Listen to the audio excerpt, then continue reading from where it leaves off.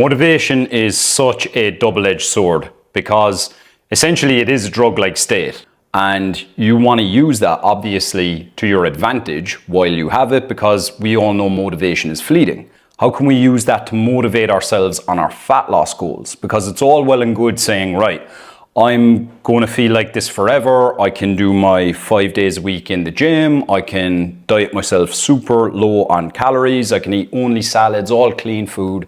Absolutely crushing it.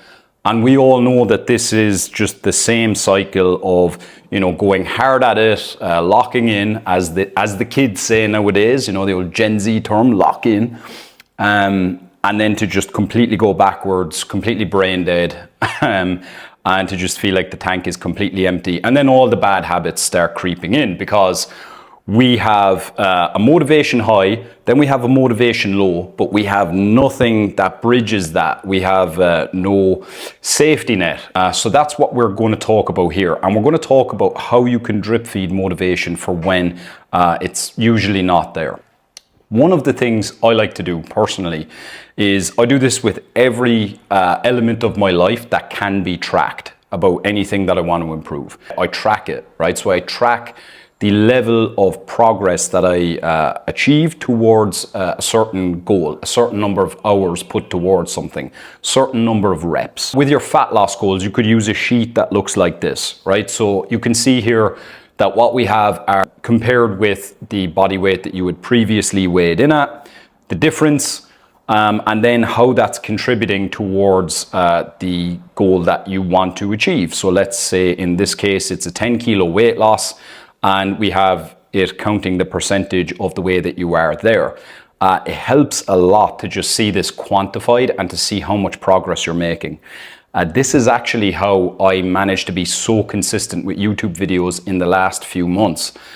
Previously, I had been completely sporadic, where I would start YouTube, I would stop it, I would forget to do it, and I would just find that I didn't have the motivation. It wasn't a habit of mine. But what really changed in me being able to keep with it was I was listening to Daniel Priestley, who is a bit of a modern business guru. He recommended that if you want to grow a personal brand, it's a great idea to actually have 7 hours of you speaking to a given topic to position yourself as an expert. So I used the exact same tracking sheet to track how many minutes I had done on each YouTube video on the topic of fat loss. And then that helped me work my way up to 420 minutes or 7 hours.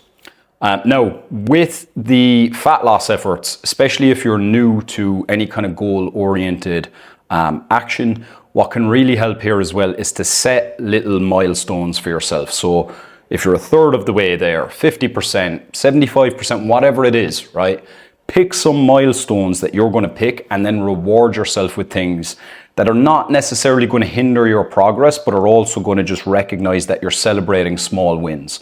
So let's say it's like a day at the spa, it could be a massage, it could be even just a day off work or any chores. Maybe you take a day to completely just, go around different coffee shops, reading books, whatever it is that you enjoy, right? Now, obviously we don't want to put in there like 30% of the way that we reward ourselves with a 10 drink night out at a nightclub where we stay till like 6 a.m., get completely blasted, and then are incentivized to do it again the next day. You probably want to pick a reward that is somehow not going to derail your progress. So probably don't relate it too heavily towards food. Like, you don't want to have like a big blowout cheat day. You can definitely do diet breaks, which I'm a big fan of, where you just pop back up to maintenance calories. Maybe you give yourself an extra 500 calories or so on 2 days, and then you go straight back into your dieting calories. Maybe you give yourself I want to have a night where I have 4 beers, right? 4 beers is not going to completely derail your progress. Still going to have a lot of fun.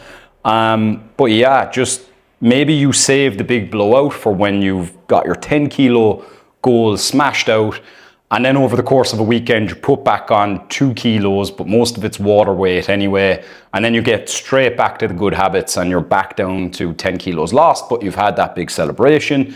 You've had a chance to refill the muscle glycogen and to blow off some steam, and then you can keep losing more weight if you want to, or you can set the next goal. And you can do this for pretty much everything you want to do in life. Right now, since I had my most recent breakup, I'm actually finding myself to be very socially awkward and shy, which is kind of rare for me in the last few years. But after a 3-year relationship, I'm feeling that. So I'm tracking. I need to do 100 approaches from now till the end of the year, where I just go and talk to a woman that I find attractive and strike up conversation. Right? That's one area of my life that it actually matters to me to be able to do that and to face rejection and to handle it well. So I'm tracking that. I'm tracking how far along I am towards hitting my first 100,000 euros in coaching revenue, because they always say that the first 100K is like the most difficult to make. So that's something I track. And I've completed the 100% of tracking my 7 hours of fat loss content on YouTube.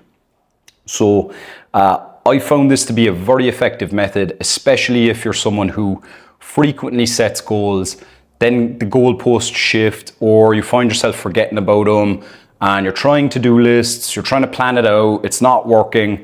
I find that somehow gamifying it or turning it into something where it's all about the positive reinforcement, so tracking how much you've completed, not how much is left to do, I find that very helpful. And then obviously rewarding yourself along the way as you hit certain milestones.